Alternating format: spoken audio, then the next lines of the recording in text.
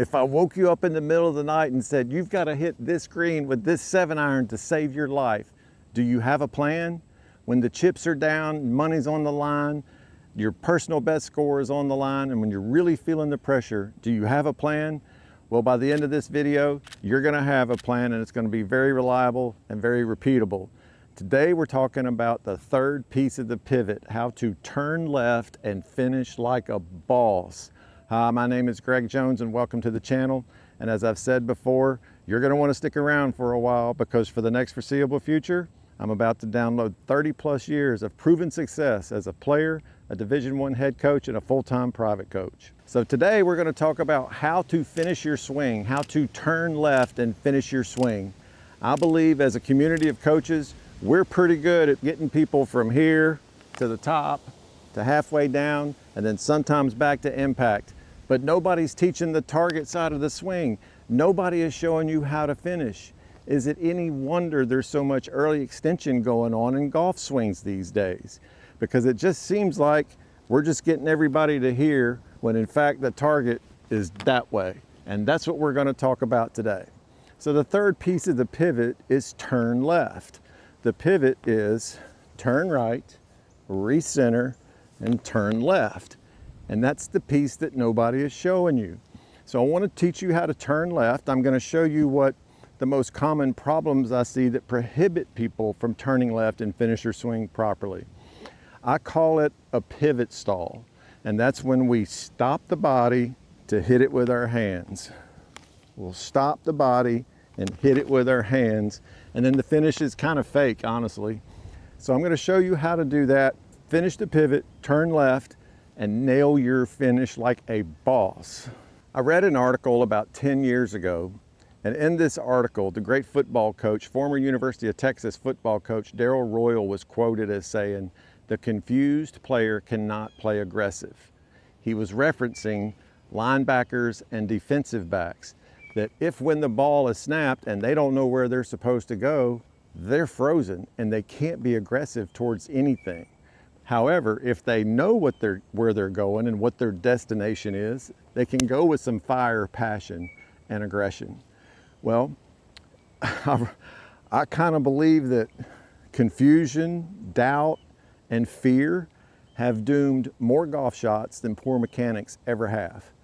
Adam Scott can hit poor golf shots. Justin Rose can hit poor golf shots if they're not committed, if they don't finish, and if they have confusion, doubt, or fear. So how do we eliminate confusion, doubt, and fear as golfers? Well, I think there's two ways.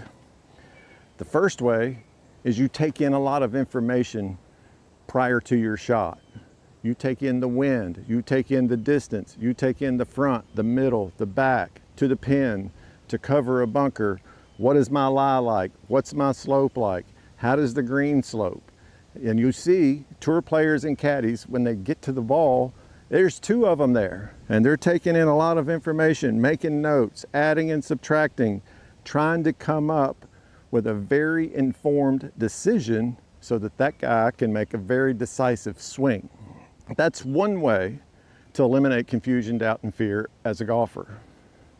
Physically, the way to eliminate that or to defeat it is to finish your swing like a boss. You've got to get to your finish. Do you know your finish? Have you worked on your finish? Do you practice your finish? When you watch tour pros, these beautiful swingers on TV, you're gonna see something, they kind of fool us for a second. What you'll see is this beautiful swing, and then they'll recoil right here for comfort. But what goes unnoticed is that back shoulder got all the way to the target for at least a split second. They completed the swing. So now we're going to talk about how to complete your swing, how to work on turning left, and the common problems that I see throughout all levels of golfers that prohibits them from turning left and finishing their swing and defeating confusion, doubt, fear, and pressure. I'm going to do a little demonstration for you. I have my stretchy band. Everybody should have a stretchy band. You should be stretching before you start to play. But we're going to say this is an imaginary rock tied around a string, and I'm just going to twirl it. And as long as I keep twirling it, that rock is flying in a perfect circle, okay? If I twirl faster, the rock goes faster. If I twirl a little bit loopy, my rock gets a little bit loopy. But what if I suddenly stopped the twirl and put the brakes on the twirl? What would happen to the rock? It's gonna fly away. It would leave the circle and fly away.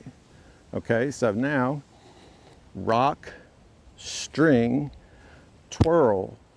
If I stop the twirl, if I stop my body, this rock is going fast. It's got some weight on the end of it. It's gonna keep moving. We're not strong enough to stop it. So what would happen? The rock would fly away. Well, you're not gonna stick it in the ground this far behind the ball very often. Nobody would do that. So then what would you learn to do? Well, then you would learn to save it with your hands. Not a good option. That's probably gonna be a flip over to the left, probably fat or thin. It can be thin because by the time the club gets to the ball from this backside, it's already working up again. So I think that demonstration really changed the way I saw a golf swing a long, long time ago. I think I saw that demonstration when I was 19 years old. And it's made a profound difference in how I see the golf swing, and maybe it'll change how you see the swing. So we want to keep twirling. We don't want to stop to hit it. We don't want to pivot stall. Turn right, recenter, turn left, okay? So there's one demonstration. Now I'm gonna show you another demonstration. I'm gonna show you what I think is the biggest reason or the biggest fault that contributes to people stopping their pivot and failing to finish their swing. It starts in the ground, and it usually starts with the lead foot, the left foot, for a right-handed golfer. What I see is the left foot squared off too much, pointing directly towards you, the camera. And when I see this, typically what happens is the player makes a big old backswing, nice and full. They get down here to delivery and they're ready to pound it, and they've got nowhere to go because that left foot is too square. So usually what I'll see is somebody get to here and they'll either stand up, back up, or a little bit of both because they have nowhere to go. It's very difficult to turn left with this squared off left foot. You may as well have a big old defensive lineman down here at your left knee that says, nope, you're not going that way. And that's kind of the hard part of golf, is that we're looking this way and going that way. We're standing side saddle, but our target is this way, okay? So here's a little demonstration.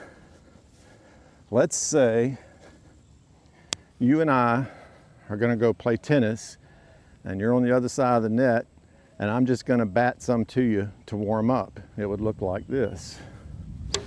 Watch this left foot. I stepped and opened the door from the ground so that I can continue to turn left. I gotta have an open door. I've gotta have a path that allows me to turn left. And that's the biggest thing I see when it comes to pivot stalls, is it usually starts in the ground with the left foot.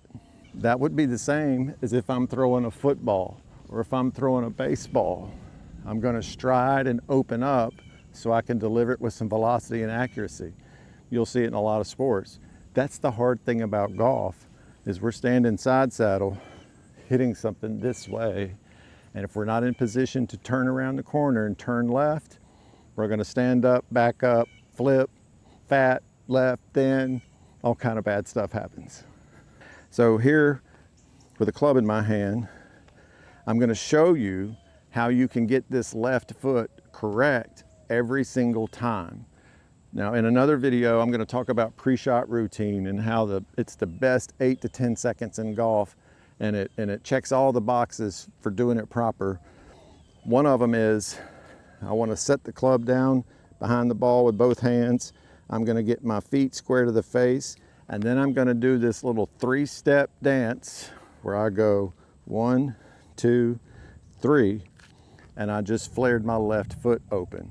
I think sometimes golfers think that when they flare their left foot a little bit, that their stance is open. It's not open because your heel line is still square.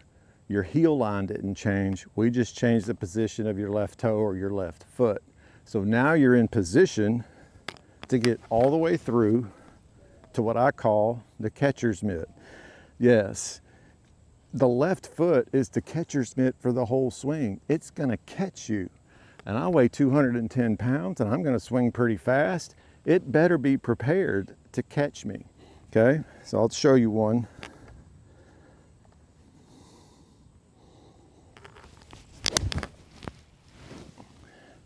I am all the way over on my left foot and I can actually pick up my back foot and stay here. My catcher's mitt performed for me because it was in position to catch me.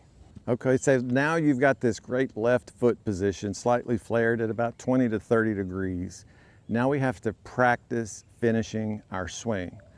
And one of the best examples I've seen over the year on how to train and practice finishing your swing, if you can imagine Ernie Els hitting wedges, what a beautiful sight that is.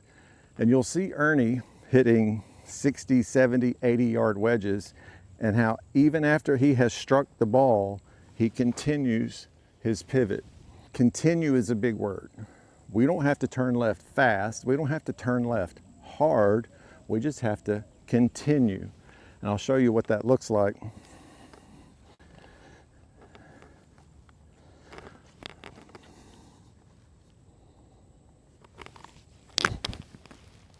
Notice how after I hit it, I continue to turn left. This is a beautiful habit to build. You want to train your left foot to catch you. You want to train this right shoulder to get to the target. All right, so here it is, full swing 7-iron. I'm gonna dance that left foot out a little bit. Right there. And I'm over, all the way over on this left foot. I can actually pick up my right foot. And if you'll notice, I'm all the way up on that right toe and my right knee went to the left knee. We're continuing to turn left, continuing to finish. All right, here's another great way to practice turning left. I call this the heel line drill. And what I have here is I've got an alignment stick that's on my heel line. I've got 7-iron, my 170 club.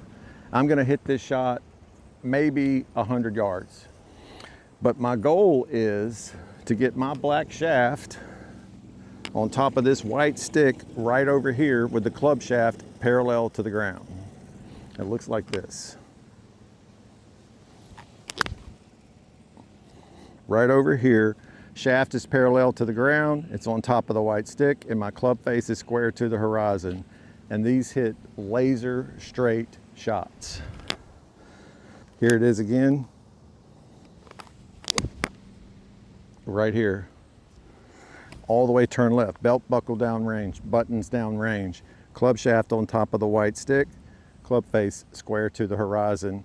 Laser straight bullets. Because I swung in a circle, I continued to turn left. What would happen if I didn't turn left and get my shaft on this stick? I would have this really flippy toe line release, which is going to give me a lot of club face closure and probably create a lot of face control problems and directional inconsistencies. So the heel line drill is a great one. All right, last resort. If opening your left foot's not doing it for you, if the Ernie Els wedge swing is not doing it for you, if the heel line drill is not doing it for you, well, I'm going to have to introduce you to the Punisher. This, yes, this club is affectionately known around here as the Punisher. And what I'm going to do, I've got this 60-degree wedge with an extended shaft driven down into the butt end, and I glued it in so it won't rattle. And if I don't turn left, I'm going to get punished in the ribs right here. Okay, you're not going to want to do that. So this is 60-degree wedge. This might go 30 yards, maybe 35, 40 yards tops. And I barely touched my ribs on the way through. Didn't hurt, but I can do it better. And I promise you, I made that look easier than it really is. There we go. Look how far I've turned. If I don't turn, I'll get popped. I'm turning left to avoid pain, so It doesn't really hurt, but it'll remind you. It's a great reminder. One more with the Punisher. Coming right at you. Turn left. All the way around. Let's say you don't have a Punisher. You can make one pretty easy. You can always take an alignment stick and just put it under your hands in the grip and work on it like this. Turning left and getting that white stick behind you. Or if you don't have one of those and you're out playing, you can grip your iron halfway down to this position and work on the same thing. Look how far that right shoulder went. I'm up on my right toe, right knee to left knee. So what I'm trying to do is get this black grip around my belt line behind me. You can rehearse that numerous times while you play. So I hope these drills help you. I hope you understand the importance of finishing your swing so you can get more compression, more directional consistency, and so that you can deliver under pressure. I want you to take a listen to what J.J. Spawn said just shortly after winning the U.S. Open about turning left and finishing his swing. My go-to swing thought is just turn left, rotate left. Now, I want to talk about this right foot for a second. The shoe company should probably put me on payroll because I've sold a lot of shoes in the last several years to golfers who are playing these soft mesh top golf shoes.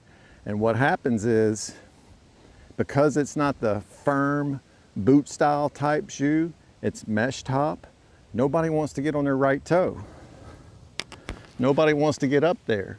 And if you're playing a soft mesh top shoe, you're gonna finish back here on the ball of your foot and you left a lot of stuff behind. So let's say I weigh 210 and I left 50 pounds back. That's only 160 pounds that got energized into the golf ball. I wanna get it all through the ball, okay? So not only do you wanna get that shoe to help your golf swing, injury prevention, it's a big deal. Because look at what happens if I finish on the ball of my foot. I'm leaning back and putting a lot of pressure on my belt line, my lower spine right here. But when I get all the way up on that right toe, my right knee gets to my left knee, my back is flat, no injury concerns. So check out your shoes, make sure you got a good solid boot style shoe, and practice getting your right shoulder to the target, your right knee to the left knee, and all the way up on this right toe in the finish. All right, here's your note board for today's lesson. We are talking about the third piece of the pivot, turn left. Remember, the pivot is turn right, recenter, turn left. It does not say turn right, recenter, and stand up. It does not say turn right, recenter, and back up. Turn right, recenter, and turn left. Because that's where the hole is, and that's money. No more confusion, doubt, and fear. We're going to defeat confusion, doubt, and fear because we're going to turn left and finish like a boss. No more pivot stalls. So how are we going to do that? We're going to start with the ground. We're going to open the door so that you can turn left with that flared left foot. That's your catcher's mitt for the whole swing. The Ernie Els wedges is all about continuing to turn left. We don't stop at the ball. We continue beyond contact. Then we have the heel line drill. That was 7-iron, goes about half distance. And that's where we're getting the shaft over the stick, parallel to the ground, and with the club face square to the horizon. Laser straight shots when you do that one. You're gonna love it. And then the Punisher drill. If you don't have a Punisher like I have, you can put a stick under your grip, or you can grip the club halfway down. Okay, I am so passionate about this part of the swing because it's on the target side. It's on the target side of the ball. That's where we're going. And at the end of the day, that's your best swing, is when you turn left and finish like a boss.